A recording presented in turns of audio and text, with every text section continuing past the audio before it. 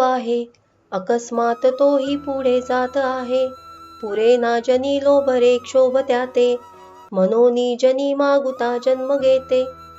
या श्लोकात समर्थ रामदास स्वामी जीवन, मृत्यू आणि पुनर्जन्माचं गूढ अत्यंत सोप्या शब्दात सांगतात. ते म्हणतात, जेव्हा एखादा माणूस मरतो तेव्हा दुसरा त्याच्या मृत्यूचा शोक करतो. पण जरा विचार करा, तो शोक करणारा सुद्धा एक दिवस जाणारच आहे. तरी सुद्धा माणूस लोभ, राग आणि मोह यात अडकलेला असतो. त्याची पैशाची, सत्तेची आणि सुखाची भूक कधीच संपत नाही.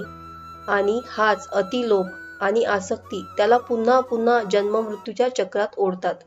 म्हणून समर्थ महाराज संदेश देतात की, अरे मना, लोभ आणि मोह सोड, कारण हाच लोभ तुला मुक्त होऊ देत नाही.